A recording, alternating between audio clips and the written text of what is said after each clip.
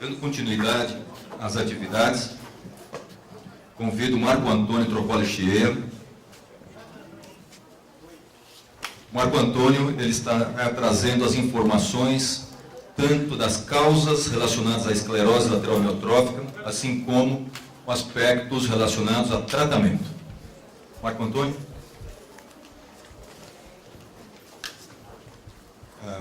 Regente, o Marco Antônio, ele é um bom tocador de viola, tá?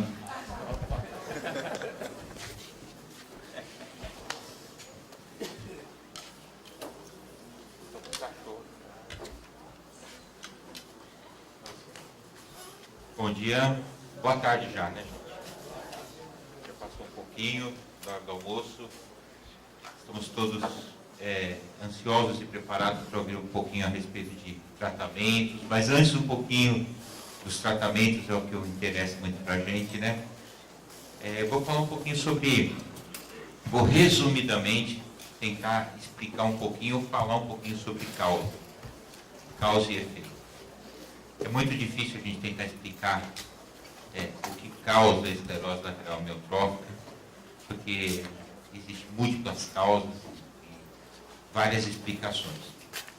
Mas eu vou tentar fazê-los entenderem um pouquinho sobre o que acontece.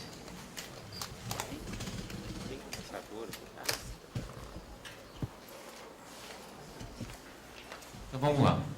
Essa figura aqui explica um pouquinho sobre alguns temas principais no simpósio e uma focalização principal sobre o meio externo, explicando as causas esporádicas, sobre o que nós somos expostos, sobre o que acontece com o nosso corpo, sobre o que acontece com o nosso neurônio motor, mediante o meio ambiente. E algumas perguntas são pertinentes ou ocorrem frequentemente ao médico e no consultório. Por que eu tenho a ela? É uma pergunta comum. O que eu fiz ou eu faço que causou a ela? Como posso me proteger? Minhas atividades e a minha vida causaram a doença? Me levaram a causar a doença? E como vamos parar com isso? O que a gente pode fazer para parar com isso?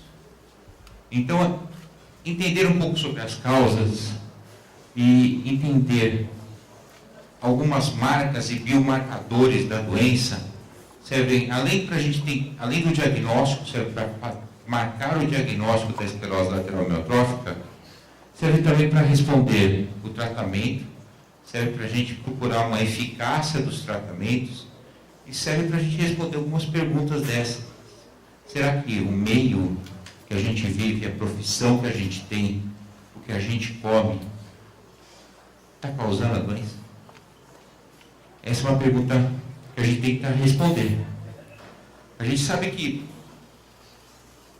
na época do nosso nascimento, na concepção, no momento que a gente tem 100% dos nossos neurônios motores, existe uma predisposição individual, uma predisposição genética, herdada para cada neurônio motor do indivíduo a ser mais frágil, ou ser submetido a uma fragilidade do meio externo. São os fatores epigenéticos, a uma inflamação, a uma citotoxicidade, a uma disfunção energética aeróbica da mitocôndria, a um estresse oxidativo, que vai culminar, depois de muito tempo, a uma neurodegeneração. Então, esses fatores podem intervir muito antes de a gente ter qualquer sintoma, quando a doença vai ser deflagrada. Isso na idade adulta. E pensando que a expectativa, o tempo de vida médio, na forma que não é familiar, em 90% dos casos, em torno de 50 a 70 anos, isso tudo começou muito antes. Aqui um slide que mostra mais ou menos a mesma coisa, e as causas de doença e de saúde estão envolvidas, possivelmente, pós-nascimento, mas uma predisposição anterior ao nascimento. E os fatores externos, epigenéticos, que podem causar e trazer uma mudança na conformação das nossas células, os neurônios motores em questão, causando doença, podem ser fatores específicos, como radiação, infecções, agentes químicos, fatores ambientais, de estilos de vida, condições sociais, educação, estados mentais de estresse no ambiente que a gente vive, fatores internos como o nosso próprio metabolismo, o tipo de alimentação que a gente está submetido. Esses fatores e o ambiente também nos diz sobre fatores epigenéticos. Isso é verdade? Realmente, isso tudo acontece? Isso é tão verdade que os cientistas desse congresso já começaram e estão provando que esses fatores epigenéticos têm íntima relação com a liberação de metabólitos na membrana celular, no sangue, e atuam através de produção de microRNAs, que são pequenas mensagens que vão para dentro da célula e induzem a formação de proteínas inadequadas que podem provocar morte dos nossos neurônios. Essa percentagem gira em torno de 40% a 60% das formas esporádicas. Essa ciência nós chamamos de espossômico, que é a ciência que estuda a atuação de fatores externos sobre a dinâmica interna celular, causando uma doença. Um exemplo aqui é o tabagismo, o cigarro, e a curva de apresentação mediante a doença. E a incidência maior com relação ao tabagismo e comprovando a causa da doença. Alguns fatores são inconclusivos. Por exemplo, atividade física, traumas, ocupações com exposição à energia elétrica e eletromagnética, solventes, pesticidas, organofosforados, aquelas profissões em que se trabalha com o agricultor, bromito, fluidos. O serviço militar tem alta incidência de desenvolvimento de esclerose lateral amiotrófica e o ar poluído. E essa ciência tem sido ratificada e estudada e criada por grupos na Europa que estudam esses fatores mediante a contribuição de números de pacientes. E essa ciência chama-se espossômico. E não adianta a gente só estudar os fatores externos. A gente tem que estudar o que está acontecendo dentro da célula. Por isso essa ciência lança mão de muito dinheiro, de contribuição de grupos através do estudo genômico, dos nossos cromossomos, dos nossos genes causadores da doença. Então, a totalidade dos genes, eles são acompanhados pelas mudanças internas específicas através de um grupo chamado Omics, que estuda o nosso genoma, o epigenoma, que é externo, os transcriptomas, que são partes do nosso RNA, que são as formações das proteínas, e as proteínas, pequenas proteínas séricas dentro dos neurônios motores, que são pedacinhos de partículas que são responsáveis pelo metabolismo do neurônio, essenciais para a formação e a função dos neurônios. Daí a importância, né, do ambiente externo e do nosso estilo de vida na produção da doença esclerose lateral amiotrófica, principalmente nas formas esporádicas, já que não encontrávamos tantas respostas como as formas familiares. E o mais importante dizer é que depois desse estudo amplo, principalmente que acontece num grupo holandês e por toda a Europa, e nós temos alguns contribuintes, esse estudo PAN mostrou que o que mais interfere aqui, nesse círculo lateral amiotrófica, é o tipo de profissão e o tipo de alimentação para o desenvolvimento da esclerose lateral amiotrófica. O tipo de ocupação envolvido com a profissão e o estilo de vida em estresse. E o tipo de alimentação com baixo consumo de colesterol e gorduras e a desnutrição em um tipo de vida. Parece que o uso de medicações específicas não está relacionado, o tipo de dietas específicas não está relacionado, e o excesso de atividade física não tem muita relação. E a prática de atividade física também não tem relação nesse estudo. E esse estudo é o artigo que eles publicaram usando métodos específicos. Esse aqui é um slide mostrando, um ganhador de um prêmio mostrando um estudo gênico também desse gene ataxina 2, que aumenta a toxicidade e também faz o diagnóstico de neurônio motor, e a presença desse gene aumenta a chance de desenvolvimento e a toxicidade do neurônio motor. E esse foi o estudo que até se saiu na Globo News, falando a respeito de uma criação do modelo de um peixe zebrafish, com atuação e apresentação de modelos experimentais para medicações, como a pimosida que eles têm feito.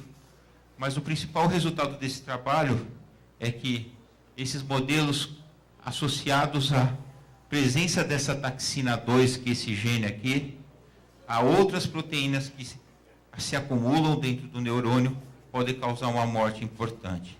E a contribuição desse trabalho, que ganhou o prêmio Paulo Gontijo, declarado na TV, foi principalmente com relação à parte genética e à criação de modelos animais. Nós sabemos que 90% dos casos, como eu falei para vocês, são de forma esporádica, não tem uma herança familiar propriamente descrita, a gente não consegue determinar o perfil genético. Daí a importância de reconhecermos os fatores externos e atuarmos sobre ele, mas vamos acabar de descobrir provavelmente uma causa de alteração genética.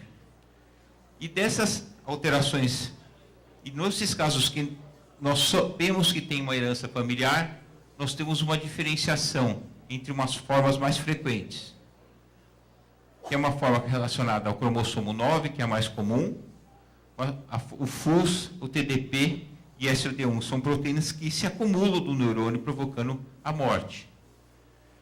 E com a evolução dos anos,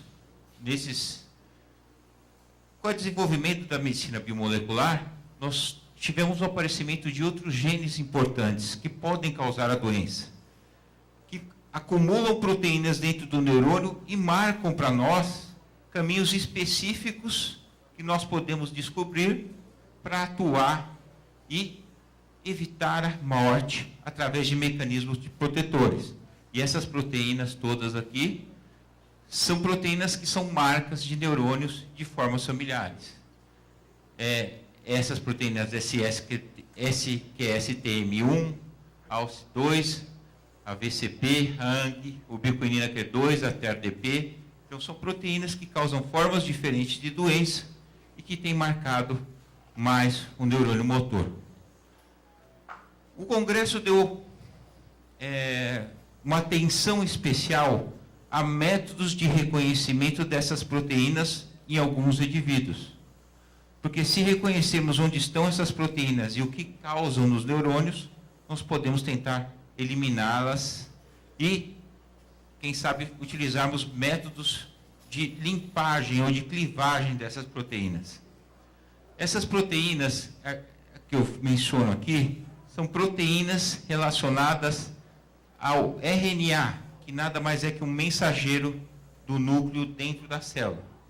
Do núcleo para o citoplasma da célula, que é aquela porção que fica fora do interior da célula.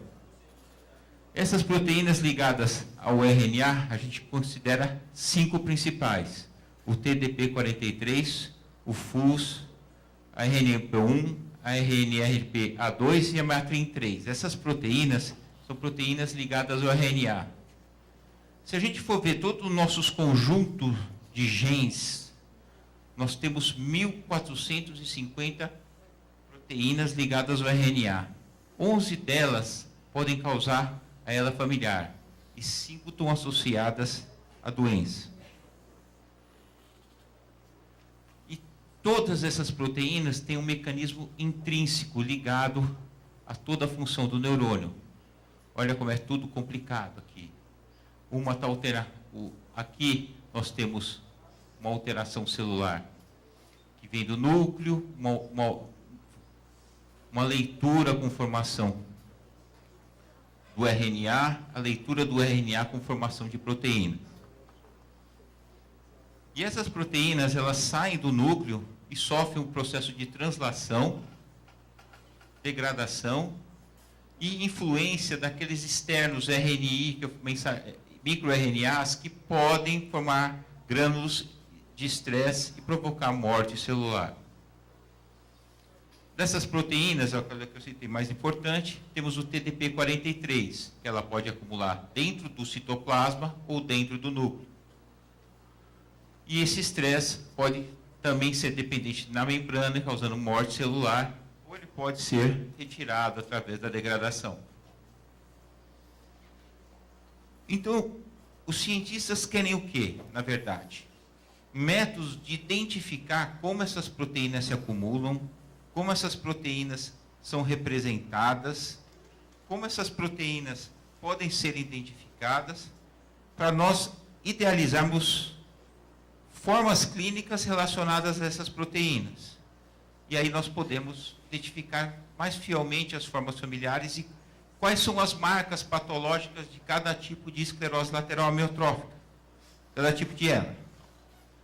Então, os cientistas, por exemplo, usam métodos inovadores, como esse eClip-RNA, que é um método em que você usa, na hora da formação desse RNA, que é essa mensagem do núcleo para o citoplasma, um marcador. É um marcador que ele usa um método de fluorescência, que é como se fosse um método de medicina nuclear, para marcar dentro do citoplasma só essas proteínas causadoras da doença e quebrar todas as outras proteínas. É o inovador, ele quebra todas as outras proteínas que não são patológicas.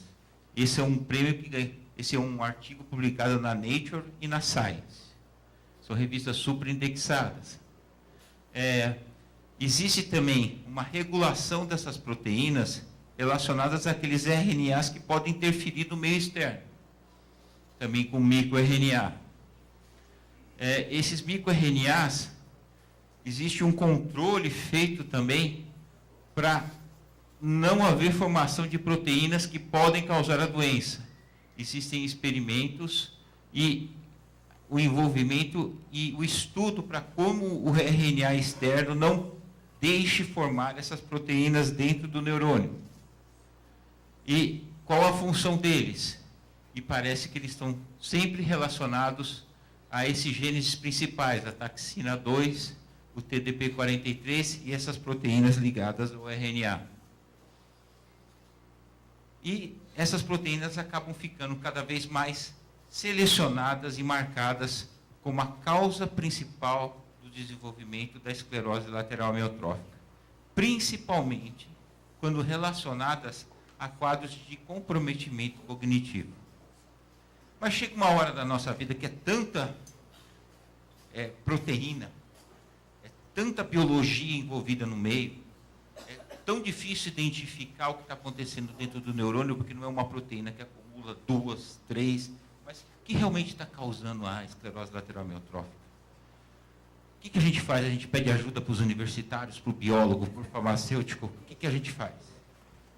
O mundo evoluiu. O pessoal está pedindo ajuda para quem? Para o computador. Né? E o mundo tem um computador hoje, tem um nome legal, chama Watson. É o ajudante do Sherlock Holmes, Watson. Né? É um equipamento que custa milhões de dólares. Né? E aqui é um diapositivo interessante, que ele participou de um concurso com 2 pesquisadores, eles estavam respondendo perguntas, primeira linha, e ele ganhando aqui $1 milhão, enquanto ele ganhava 200, 300 mil, o conhecimento era absurdo, né? A IBM que lançou esse computador, e ele é utilizado, essa inteligência artificial é utilizada para ajudar a diagnosticar proteínas que possam causar a doença. E por exemplo, eles mostraram esse trabalho. Então esse Watson é alimentado com o quê? Com uma inteligência através de artigos científicos, com caminhos que possam levá-lo a desenvolver uma inteligência artificial com dados de muitos artigos, de muitos dados científicos a respeito de proteínas, de causas, de mecanismos prováveis com relação à doença. E ele serve também para ensinamentos futuros com relação a isso. E ele cria uma inteligência artificial, ele vai se ligar a isso, utilizar o RNA, na verdade as proteínas ligadas ao desenvolvimento do RNA, ligadas ao RNA, e aí vai criar um ranking, um algoritmo dessas proteínas. E aí ele usa um trabalho retrospectivo das proteínas utilizadas, porque ele foi alimentado por 15, 20 mil artigos, e um trabalho prospectivo para ver se realmente existe alguma coisa nova. E os dados dele acontecem assim. Essas proteínas são as antigas, que a gente sabe que as proteínas que podem causar, mas existe a top 10 de novas proteínas que podem ser causadoras da esclerose lateral amiotrófica. Ele utiliza os dados e aí ele diagnostica, olha, essa aqui pode causar, em associação com outra proteína, TDP-FUS, e a taxina, e pode ser responsável por a doença. Essa outra proteína, a SINC1, a SINC-P, não está relacionada à doença ainda, mas ela tem potencial ligação com essas proteínas, interfere no processo do RNA e pode causar a doença também.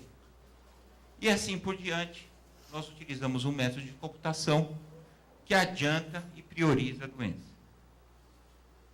E aqui o exemplo até do mecanismo patológico que essas proteínas fazem e que ele nos adianta. Agora, nós utilizamos um método de informática para ajudar o diagnóstico, além disso tudo. Daí a importância de nós estudarmos a nossa parte genética, para identificarmos as possíveis formas familiares. E sempre devemos estudar a parte genética, principalmente quando nós temos um parente de primeiro grau acometido, ou relação de um quadro demencial associado à doença. Os screenings começam a existir, e o que mais impactante a gente enxergou nesse congresso é que, antes, os grupos relacionados à pesquisa de DNA contavam com alguns pacientes, grupos de pacientes 300, e a gente hoje fala em consórcio de 3.000 pacientes, avaliando todo o DNA.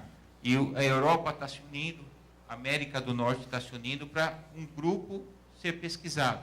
Por exemplo, esse congresso do Northwestern ALS, na América do Norte, esses 1.896 novos alelos sendo estudados em Harvard e no King's College, estudo multicêntrico, e o projeto MIND, GIROS, que já tem descoberto um novo foco de risco, que é o C21OF2, que é um processo, um gene novo relacionado a uma expansão e relacionado ao desenvolvimento e à promoção de outros.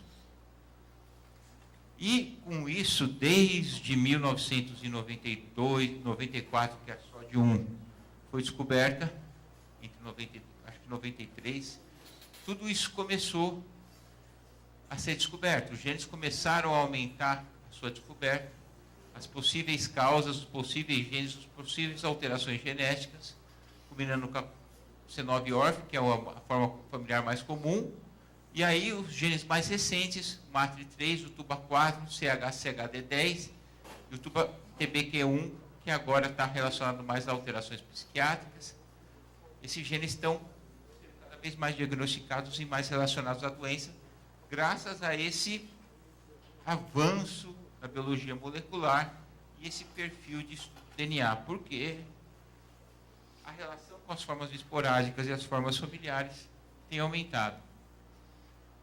E aqui um perfil de incidência da C9orf, que é a mutação mais comum, presente em todos os países europeus e correlação com as formas de demência frontotemporal, muito parecido com a C9orf. Agora, a C9orf é uma mutação que ela relaciona a esclerose lateral amiotrófica e a demência frontotemporal, né?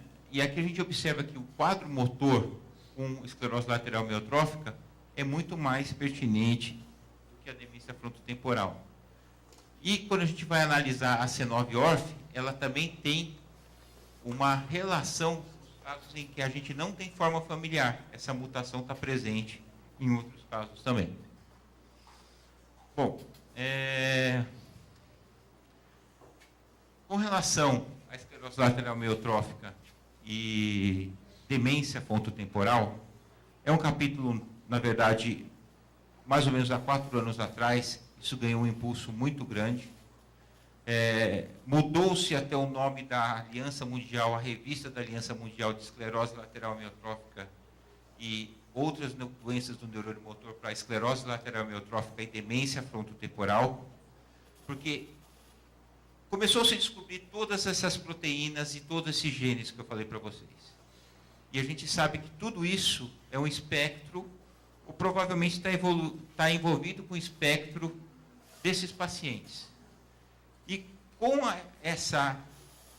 esse envolvimento da região da alteração cognitiva nos pacientes que têm esclerose lateral amiotrófica, nós temos uma classificação que deve ser feita nos pacientes. Então, quem tem esclerose lateral amiotrófica, ele pode ter um envolvimento cognitivo leve. Ele pode ter um envolvimento comportamental leve alteração comportamental. Ele pode ter critérios de uma demência frontotemporal, que é a alteração das funções práticas, a alteração das funções motoras. E ele pode ter uma alteração relacionada realmente à demência, a demência frontotemporal característica como se fosse a doença de Alzheimer, e pode ter achados relacionados à própria biópsia, só à própria biópsia. E os sintomas cognitivos, normalmente eles podem ocorrer simultaneamente, ou podem ocorrer muito antes da própria doença. E quando os sintomas ditos psiquiátricos e comportamentais, normalmente estão antes dos sistemas cognitivos e demenciais. A incidência da demência frontotemporal, normalmente, ela varia em 22%. A demência com relação ao quadro de Alzheimer relacionado à demência frontotemporal é 4%, 48% dos pacientes são normais, e não demência frontotemporal, que são esses 26% dos casos, são alterações comportamentais só. E aqui tem uma outra alteração, mudando um quadro mais específico, essa variação com relação à função executiva e alteração só comportamental dos pacientes. Isso é importante? Isso é importante principalmente, eu vou exemplificar, na forma mais comum de forma familiar, por exemplo, a C9orf, em que você tem a perda de função dessa região cromossômica e para desenvolvimento da doença, ou você tem um ganho de função dessa determinada mutação e acúmulo de proteínas em vários locais do cérebro, causando quadro tanto cognitivo quanto quadro motor. E isso baseado até em estudos. Esse estudo é um estudo importante no Reino Unido, em que foram avaliados 508 pacientes com demência frontotemporal e 74 pacientes com demência frontotemporal e esclerose lateral amiotrófica, em que salientou a presença de funções executivas, funções comportamentais e só doença comportamental. A função executiva, a função social, a linguagem são os principais fatores envolvidos no estudo. E as alterações comportamentais, desinibição, apatia, estereotipia, as alterações dietéticas e o embotamento social foram os principais sintomas envolvidos com a doença em si. E a gente tem que chamar a atenção para o encontro dessas alterações dietéticas, comparando quem tem demência e quem tem demência relacionada à esclerose lateral amiotrófica, são marcos importantes da doença, essas alterações comportamentais. Eu acho que aqui, estatisticamente, ela mostra no trabalho dela, mas são marcos importantes para nós entendermos no nosso dia a dia, ao lidar com o paciente, que é o embotamento social, a apatia, a perda do controle emocional e alterações comportamentais com relação ao choro desmotivado e a desinibição. A mesma coisa foi feita com outras, mas a função executiva parece estar mais ou menos combinando, a repetição está normal, a confrontação de nomes está mantida, a compreensão de palavras também. Esse trabalho foi feito através de um questionário com função executiva. E ela tenta estudar outros tipos de conhecimento. Foram feitos outros estudos também, e esse estudo aumentou os estudos, tentando comparar formas diferentes de doença. Uma vez, quem tem demência frontotemporal, muitas vezes está relacionado a pacientes que têm doença do primeiro neurônio motor, ou seja, tem um quadro mais desenvolvido com esclerose lateral primária. Ou o quadro típico de doença do neurônio motor de esclerose lateral amiotrófica clássica, com bastante hiperreflexia, atrofia, um quadro clássico. Mas muitos pacientes têm a doença só do segundo neurônio. A gente descreve isso como atrofia muscular progressiva, ou eles descrevem como PMA. E esse trabalho investigou essas alterações cognitivas nesses tipos de pacientes. E aqui esse slide mostra a comparação dos três: esclerose lateral amiotrófica, esclerose lateral primária e atrofia muscular progressiva. Quanto à apatia, desinibição e alteração comportamental, alteração no apetite e comportamental, empatia e alteração na perda da simpatia, perseveração e estereotipia. E parece que não teve muita alteração com relação aos três. A apatia ficou menos comprometida na relação à esclerose atrofia muscular progressiva. Alterações comportamentais são mais frequentes em quem tem alteração do primeiro neurônio, e alterações no apetite são mais evidentes em quem tem a doença do segundo neurônio motor. E aqui é uma reprodução disso tudo. A memória executiva, e não temos normalmente um envolvimento tão acentuado em quem tem doença do segundo neurônio motor. Falando mais um pouquinho que o Congresso se baseia bem com relação à esclerose lateral amiotrófica envolvida com as demências, com o envolvimento cognitivo. A gente sabe que essas proteínas, existe um degradê, então, da esclerose lateral amiotrófica, de eu ter uma demência e de eu ter uma demência pura. E essas proteínas, a C9-orf, a TDP-43, ela é um misto, a TRDP é um misto entre demência e esclerose lateral amiotrófica. Essas proteínas, a SOD1, a TRDP, essas novas proteínas ligadas ao RNA, a ANG1, PF1, a LS2, a VAP-B, estão mais relacionadas à esclerose pura, enquanto essas proteínas Tau, a progranulina, a CHAMP2, estão mais relacionadas à demência frontotemporal. E aí as manifestações vão ser variadas. Existem outras proteínas também que podem evoluir para outras doenças. E a esclerose lateral amiotrófica está na ponta dela. E como diagnosticar tudo isso? Primeiro a gente tem que saber o que ocorre. E aqui a marca dessas proteínas estão aí. E a alteração provavelmente está relacionada ao acúmulo da ubiquitina, no caso da VCP, a alteração desse veículo de autofagossome, que são na verdade, funciona como lixeiro dessas proteínas, e marcas dentro das vesículas endossomais, que são vesículas que transportam essas proteínas. E para nós entendermos tudo isso, só tem uma forma. Ou a gente estuda in vitro, em modelo animal, para ver como tudo isso acontece, ou a gente consegue através de métodos de imagem.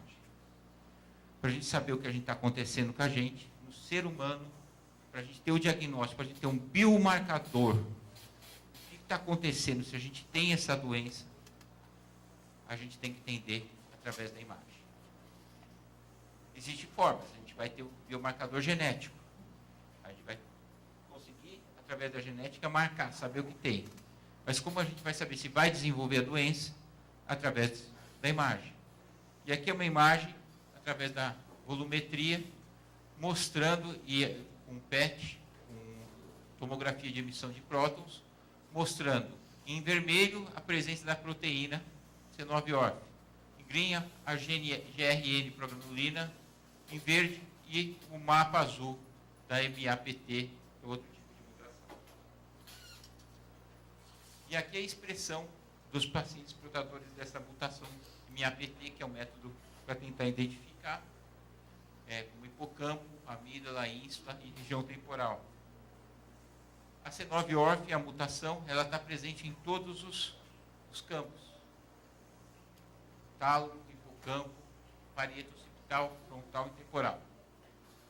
E aqui é uma análise volumétrica mostrando a presença da C9orf, que é aquela mutação, os locais volumétricos do cérebro em que essa proteína se acumula, podendo fazer um diagnóstico precoce muito anterior da doença, principalmente relacionado a alterações comportamentais. Vale a pena realçar que apenas uma alteração comportamental, uma depressão, ou uma crise de ansiedade, ou uma crise comportamental, está muito mais relacionada hoje ao comprometimento talâmico, do tálamo, que é uma região profunda do cérebro, como a gente vê aqui. Então, esses diferentes grupos, né, a gente pode classificar com a ínsula e região tálamo e o envolvimento cortical posterior relacionado a C9orf, a GRN, a ínsula e a região parietal e estriatal, e MAPT, a temporal predominante. São as estruturas mais envolvidas.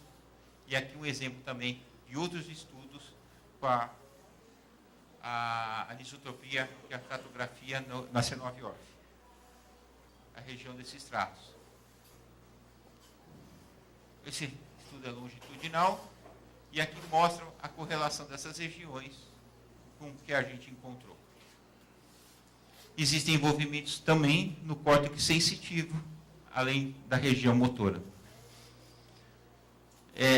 A gente pode analisar também através da ressonância nuclear magnética, que é o método mais simples, mas marca também a mutação, e a gente pode encontrar alterações características como essa região temporal e a região frontal na progranulina.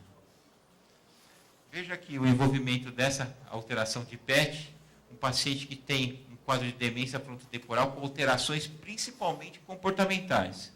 A região da ínsula envolvida, a região do córtex frontal envolvida e a região talâmica também envolvida, enquanto o paciente que tem alteração com o envolvimento da linguagem, com o envolvimento principalmente frontal. Esses são marcadores importantes, marcadores diagnósticos importantes, que vão facilitar bastante para a gente, para a medicina, fazer o diagnóstico. Marcadores por quê? Porque aqui é um diagnóstico de base. E esse aqui é um diagnóstico depois de 12 meses com envolvimento da região temporal posterior, podendo fazer o acompanhamento e a gente diagnosticar precocemente uma forma genética rara, que é uma forma familiar. Aqui, como eu falei para vocês, esse é um estudo mostrando a psicose na esclerose lateral amiotrófica e o envolvimento e a regulação através de áreas importantes, com o cerebelo, o tálamo, a amígdala temporal posterior, envolvimento social, disfunção, envolvimento comportamental. Ele foi feito, explorou essa raridade desses sintomas e o envolvimento principalmente da região talâmica nesses tipos de pacientes. Então, alterações precoces comportamentais, nós pedimos uma ressonância relacionada à doença do neurônio motor, nós vamos encontrar o envolvimento dessa região, e o diagnóstico pode ser precoce, com regiões frontais e região do tálamo. É comum também nós encontrarmos alteração no cerebelo e região do estriato, como o diagnóstico precoce dessa doença. E essa relação foi vista aqui. Esse trabalho foi feito tanto com parentes e pacientes, mostrando o diagnóstico. E aí,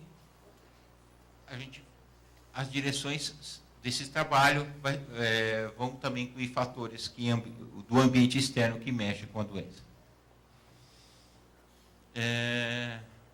As alterações cinzentas a gente já descreveu aqui na área esclerose lateral amiotrófica, então a gente tem que pensar sempre no córtex motor, tem que pensar sempre nas alterações na substância frontal e na substância temporal. Esse trabalho é muito interessante, ele mede a espessura, e a gente nota que em pacientes que mais acometidos, em quem tem mais expressão de alteração genética, eles têm atrofia na região temporal. Então, o novo mapeamento, depois de tanto estudo genético, e mapeamento depois de tanto estudo de ressonância, a gente conseguiu identificar que aquelas mutações todas também estão relacionadas a alguns genes novos, como esses genes relacionados a baixo peso, esquizofrenia e esclerose lateral amiotrófica. Genes com fibrose pulmonar, SOD1 e cistifibrose podem estar relacionados também a TBQ1, C9-ORF-NK1 e a C21-ORF2 podem estar relacionados à herança mendeliana e desenvolvimento da esclerose lateral amiotrófica. Parece que as doenças psiquiátricas entraram no jogo também. Tanto distúrbio bipolar, como a esquizofrenia, como alterações comportamentais, relacionando o envolvimento do tálamo com essas proteínas. E aqui, um estudo em ratos, importante, mostrando o envolvimento precoce. Aqui é um estudo comparando um neurônio que é bonitinho, cheio de prolongamento apical de dendrito, e aqui é uma doença do neurônio motor, mostrando o tipo de comprometimento. E aqui, a angiogenina, que é o fator de crescimento vascular, nutrindo o neurônio, mostrando que o evitar de uma reação ligada à baixa de oxigênio e isquemia é importante a nutrição vascular, mostrando o fator de proteção à doença do neurônio motor. Tanto é importante que esse fator de proteção e a baixa de oxigênio ativa o sistema inflamatório da célula micróglia, as células natural killer, uma reação astrocitária, liberando fatores de inclusão, déficit e morte neuronal, relacionados a 3 agentes, PFN1, GRM e o TREM2. Isso aumenta o desenvolvimento de demência frontotemporal e esclerose lateral amiotrófica. Isso por baixa de oxigenação e baixa de hormônios de fatores de liberação de crescimento vascular. Esse angiogenina já foi feito um trabalho importante para tratamento da esclerose lateral amiotrófica e parece ter abertura para esse tipo de tratamento. Aqui um quadro mostrando um exemplo de ativação da micróglia e ativação dessa célula astrócito, que nada mais são que um fator de proteção do sistema imunológico do neurônio e a ativação para a morte do neurônio motor. E essa toda é a cascata que provoca a morte do neurônio através de todas essas substâncias que nada mais são do que uma inflamação, onde atuam as medicações. Astrócitos de inflamação e morte neuronal. Bom, gente, essa é a primeira parte, para a gente entender o que está acontecendo no neurônio.